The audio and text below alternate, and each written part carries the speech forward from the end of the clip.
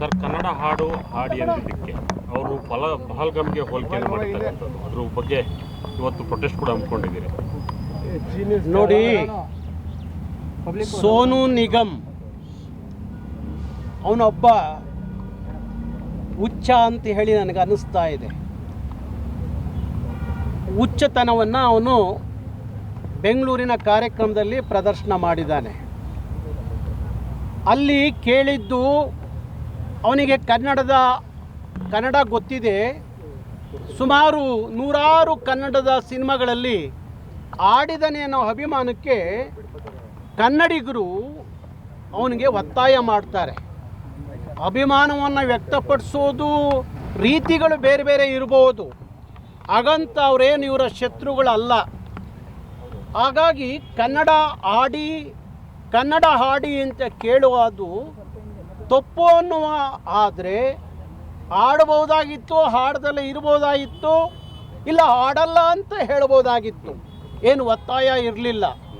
ಆದರೆ ಕನ್ನಡ ಹಾಡನ್ನು ಹಾಡಿ ಅಂತ ಕೇಳಿದ್ದಕ್ಕೆ ಕಾಶ್ಮೀರದ ಭಯೋತ್ಪಾದನೆಯ ಒಂದು ಲಿಂಕ್ ಮಾಡಿ ಕನ್ನಡಿಗರನ್ನು, ಕರ್ನಾಟಕವನ್ನು ಭಯೋತ್ಪಾದಕರಿಗೆ ಹೋಲಿಕೆ ಮಾಡೋದಿತ್ತಲ್ಲ, ಆ ವಿಚಾರಕ್ಕೆ ಇಲ್ಲಿ ಕನ್ನಡ ಹಾಡಿ ಅಂತ ಕೇಳಿದ್ದು ಒಂದು ಕಡೆ, ಆದರೆ ಕಾಶ್ಮೀರದ ಭಯೋತ್ಪಾದನೆಯ ವಿಚಾರವನ್ನು ಲಿಂಕ್ ಮಾಡಿದ್ದು ಅದು ಯಾಕೆ ಮಾಡ್ದ, ಏನು ಉದ್ದೇಶಕ್ಕೆ ಆ ಮಾತು ಹಾಡೋದ, ನನಗಿನ್ನೂ ಅರ್ಥ ಆಗದೆ ಇರುವಂಥ ವಿಚಾರ. ಅದಕ್ಕೂ ಸಂಬಂಧ ಇಲ್ಲ. ರಸ್ತೆಯಲ್ಲಿ ಹೋಗೋ ಯಾವನೋ ಒಬ್ಬ ಸಾಮಾನ್ಯ ವ್ಯಕ್ತಿ ಕೇಳಿದ್ರು ಈ ಥರ ಹುಚ್ಚಿನ ಥರ ಮಾತಾಡ್ತಿರ್ಲಿಲ್ಲ. ಇವನೊಬ್ಬ ದೊಡ್ಡ ಹುಚ್ಚ ಅಂತ ಅನಿಸುತ್ತೆ. ಅದಕ್ಕೆ ಯಾಕೆ ಲಿಂಕ್ ಮಾಡಿ ಮಾತಾಡ್ದು ಅನ್ನೋದು ಗೊತ್ತಿಲ್ಲದೆ ಇರುವಂಥ ವಿಚಾರ. ಹಾಗಾಗಿ ಅವನ ಮೇಲೆ ರಾಷ್ಟ್ರದ್ರೋಹದ ಕೇಸನ್ನು ಕರವೇ ಅವಲಹಳ್ಳಿ ಪೊಲೀಸ್ ಸ್ಟೇಷನಲ್ಲಿ ಕೇಸ್ ರಿಜಿಸ್ಟ್ರ್ ಮಾಡ್ತು, ಅದು FIR ಆಯಿತು. ಈಗ ಪೊಲೀಸ್ನವ್ರಿಗೆ ಬಾಕಿ ಉಳಿದಿರೋದೇನಪ್ಪ ಅಂದರೆ ಅವನ್ನ ಬಂಧಿಸಿ ಕರ್ಕೊಂಬರ್ಬೇಕು.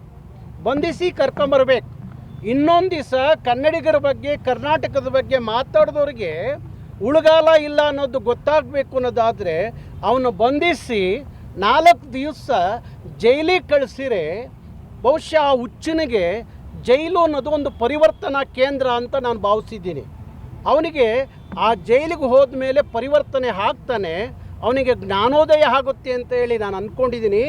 ಅದಕ್ಕೆ ಕರ್ನಾಟಕ ಸರ್ಕಾರ ಮತ್ತು ಕರ್ನಾಟಕ ಪೊಲೀಸ್ ಯಾವುದೇ ಕಾರಣಕ್ಕೂ ಮುಲಾಜು ಕೊಡಬೇಡಿ.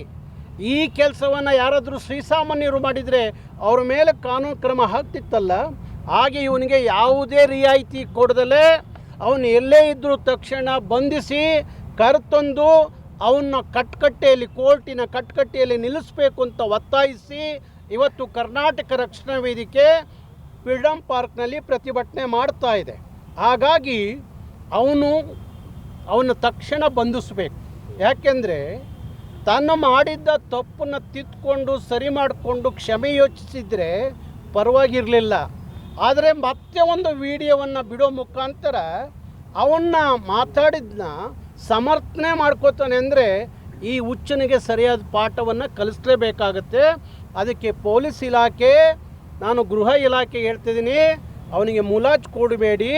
ನಿಮ್ಮ ಪೊಲೀಸ್ ನಿಯೋಗವನ್ನು ಅವನು ಎಲ್ಲೇ ಇದ್ದರೂ ಕಳಿಸಿ ಅವನಿಗೆ ಕೋಳ ಹಾಕಿ ಕರ್ಕೊಂಬನ್ನಿ. ಯಾಕೆಂದರೆ ಭಾಷೆ ಅನ್ನೋದು ನಮಗೆ ಅದೊಂದು ಭಾವನಾತ್ಮಕವಾದ ವಿಚಾರ. ಹಾಗಾಗಿ ಯಾವುದೇ ಕಾರಣಕ್ಕೂ ಇದನ್ನು ನಾವು ಸಹಿಸ್ಕೊಳ್ಳೋದಿಲ್ಲ. ಪೊಲೀಸ್ ವ್ಯವಸ್ಥೆ ಮೇಲೆ ನಂಬಿಕೆ ಉಳಿಬೇಕು ಅಂದರೆ ಅವನ್ನ ಬಂಧಿಸಬೇಕು. ಎರಡನೇದು, ಕನ್ನಡ ಚಲನಚಿತ್ರ ವಾಣಿಜ್ಯ ಮಂಡಳಿ ಇವತ್ತು ಸಭೆ ಮಾಡ್ತಾ ಇದೆ. ವಾಣಿಜ್ಯ ಮಂಡಳಿಗೆ ನಾನು ನೇರವಾಗಿ ಹೇಳ್ತಾ ಇದ್ದೀನಿ, ನೀವು ಅಡ್ಡಗೋಡೆ ಮೇಲೆ ದೀಪ ಇಕ್ಕೋ ಕೆಲಸ ಮಾಡಬೇಡಿ. ಕನ್ನಡದ ನಾಡು ನುಡಿ ವಿಚಾರ ಬಂದಾಗ ಚಲನಚಿತ್ರ ವಾಣಿಜ್ಯ ಮಂಡಳಿ, ಕರ್ನಾಟಕ ಕಲಾವಿದರು ಇವರು ಯಾರೂ ಸರಿಯಾಗಿ ಮಾತಾಡಲ್ಲ ಅಂತ ಹೇಳಿ ಕನ್ನಡಿಗರಲ್ಲಿ ಒಂದು ಆಕ್ರೋಶ ಇದೆ. ಈಗಲಾದ್ರೂ ಇಂಥ ಸಂದರ್ಭಕ್ಕಾದರೂ ವಾಣಿಜ್ಯ ಮಂಡಳಿ ಸರಿಯಾದಂಥ ತೀರ್ಮಾನ ತಗೋಬೇಕು. ಯಾವುದೇ ಕಾರಣಕ್ಕೂ ಕನ್ನಡ ನಿರ್ಮಾಪಕರಿಗೆ ಹೇಳಬೇಕು, ಇನ್ಮೇಲೆ ಯಾವುದೋ ಪರಭಾಷೆಯ ಇಂಥ ಹುಚ್ಚರನ್ನ ಕರೆದು ಆಡಿಸೋದು ಬಿಟ್ಟು ನಮ್ಮ ನಾಡಿನ ಮಕ್ಕಳು ಅಗಾಧವಾದಂಥ ಕಲಾವಿದರು, ಗಾಯಕರು ಕರ್ನಾಟಕದಲ್ಲಿ ಇವತ್ತು ಇದ್ದಾರೆ, ಅವ್ರ ಕೈಲಿ ಆಡಿಸ್ಬೇಕು. ಸೋನು ನಿಗಮ್ನ ಇಲ್ಲಿ ಈ ರಾಜ್ಯದಲ್ಲಿ ಕನ್ನಡ ಚಿತ್ರರಂಗದಲ್ಲಿ ಆಡಿಸದೆ ಅವನಿಗೆ ನಿಬಂಧನೆಯನ್ನು ಹೇರಬೇಕು. ಹಾಗೆ ಯಾವುದೇ ಅವನು ಹಾಡಿರುವಂಥ ಬೇರೆ ಭಾಷೆಯ ಸಿನಿಮಾಗಳು ಇಲ್ಲಿ ಬಿಡುಗಡೆ ಆದರೆ ಅದನ್ನು ತಡೆಯುವಂಥ ಕೆಲಸವನ್ನು ಕರವೇ ಮಾಡಬೇಕು ಅನ್ನೋ ತೀರ್ಮಾನವನ್ನು ನಾವು ಮಾಡಿದ್ದೀವಿ. ಈಗ ಯಾರಾದರೂ ಕನ್ನಡದ ಸಿನಿಮಾಗಳಲ್ಲಿ ಆಡಿಸಿದರೆ ಆ ಕನ್ನಡದ ನಿರ್ಮಾಪಕರಿಗೆ ರಿಯಾಯಿತಿ ಕೊಡ್ತೀವಿ. ಆದರೆ ಬೇರೆ ಭಾಷಿಕರು ಏನಾದರೂ ಆಡಿಸಿರೋ ಸಿನಿಮಾಗಳು ಇಲ್ಲಿ ಬಿಡುಗಡೆ ಆಗಬೇಕು ಅನ್ನೋದಾದರೆ ಸದ್ಯಕ್ಕೆ ಕರ್ನಾಟಕದಲ್ಲಿ ಅವಕಾಶ ಇಲ್ಲ. ಹಾಗಾಗಿ ಚಲನಚಿತ್ರ ವಾಣಿಜ್ಯ ಮಂಡಳಿ, ನಿರ್ಮಾಪಕರ ಸಂಘ, ನಿರ್ದೇಶಕರ ಸಂಘ ಒಂದು ಒಳ್ಳೆಯ ತೀರ್ಮಾನ ಮಾಡಬೇಕು. ಹಾಗೆ ಕರ್ನಾಟಕ ಸರ್ಕಾರಕ್ಕೆ ನಾನು ಮನವಿ ಮಾಡ್ತೀನಿ, ನೀವು ಕರ್ನಾಟಕದ ಕನ್ನಡ ಮತ್ತು ಸಂಸ್ಕೃತಿ ಇಲಾಖೆ ಮಾಡುವಂಥ ಕರ್ನಾಟಕದಲ್ಲಿ ಅನೇಕ ಕಾರ್ಯಕ್ರಮಗಳನ್ನ ನಡೆಸ್ತೀರಿ. ಅದು ದಸರಾ ಉತ್ಸವ ಇರ್ಬೋದು, ಬನವಾಸಿಯ ಉತ್ಸವ ಇರ್ಬೋದು, ಹಂಪೆ ಉತ್ಸವ ಇರ್ಬೋದು, ಕದಂಬ ಉತ್ಸವ ಇರ್ಬೋದು. ಇಂಥ ಯಾವುದೇ ಈವೆಂಟ್ಗಳು ಮಾಡುವಾಗ ಹೊರಗಡೆಯವ್ರನ್ನ ತಂದು ಕೋಟಿ ಕೋಟಿ ಹಣ ಕೊಟ್ಟು ಇಲ್ಲಿ ಅವರು ಬಂದು ತಿಂದು ಉಂಡು ನಮ್ಮನ್ನು ಬೈಯೋ ಕೆಲಸಕ್ಕೆ ನೀವು ಅವಕಾಶ ಕೊಡಬೇಡಿ. ಕರ್ನಾಟಕದಲ್ಲಿ ಬೇಕಾದಷ್ಟು ಗಾಯಕರಿದ್ದಾರೆ, ಕಲಾವಿದರಿದ್ದಾರೆ.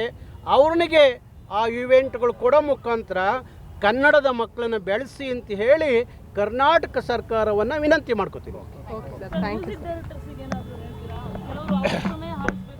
ಇಲ್ಲ, ಯಾವುದೇ ಕಾರಣಕ್ಕೂ ನಮ್ಮ ಕನ್ನಡ ಏನು ಸಂಗೀತ ನಿರ್ದೇಶಕರೇನಿದ್ದಾರೆ, ಸಂಗೀತ ನಿರ್ದೇಶಕರು ಅವ್ರಿಗೂ ನಾನು ಕರೆ ಕೊಡ್ತಾ ಇದ್ದೀನಿ. ಯಾವುದೇ ಕಾರಣಕ್ಕೂ ಕರ್ನಾಟಕದಲ್ಲಿ ಅವನಿಗೇನು ನಿಬಂಧನೆ ಹಾಕಿದ್ದೀವಿ ಅದು ತೆಗೆಯೋವರೆಗೂ ಯಾವ ಸಂಗೀತ ನಿರ್ದೇಶಕರು ಅವನ ಕೈಲಿ ಆಡಿಸ್ಬೇಡಿ. ಅವನ ಕೈಲಿ ಏನಾದರೂ ಆಡಿಸಿರೆ ಆ ನಿರ್ದೇಶಕರನ್ನ ವಿಚಾರಿಸ್ಕೊಳ್ಳುವ ಕೆಲಸವನ್ನು ಕರ್ನಾಟಕ ರಕ್ಷಣಾ ವೇದಿಕೆ ಮಾಡುತ್ತೆ.